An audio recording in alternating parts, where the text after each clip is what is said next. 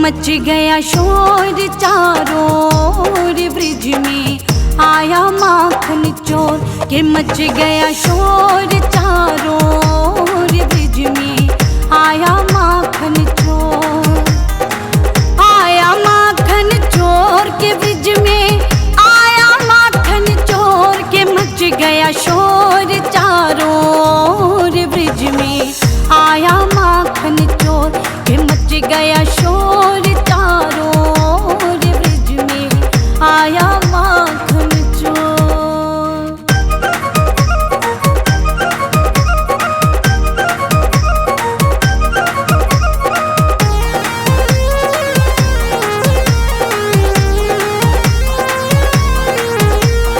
हाथ में मुरली कान में कुंडल गले बजंती माला, गले बजंती माला।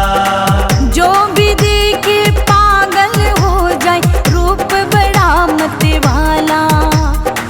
जो भी देखे पागल हो जाए रूप बड़ा मत वाला।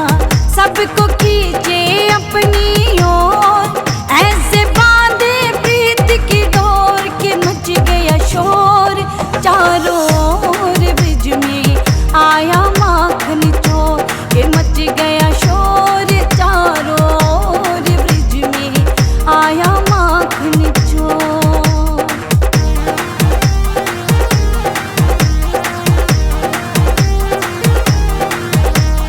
ग्वाल पाल है संग में उनके करते जो मन मानी।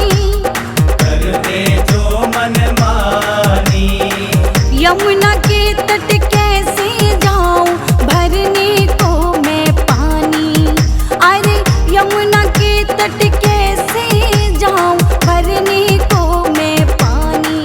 कंकर मारे पूरे जोर मटकी देते सबकी फोड़ के मच गया शोर चारों ओर ब्रिज में आया माखन चोर के मच गया शोर चारों ओर ब्रिज में आया माखन चोर।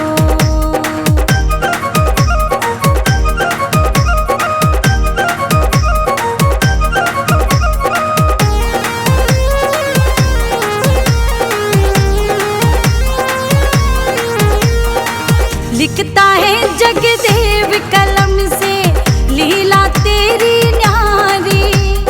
लीला तेरी नारी। ऐसे माखन चोर पे मैं तो जाऊंगी बलिहारी। ऐसे माखन चोर पे मैं तो जाऊंगी बलिहारी।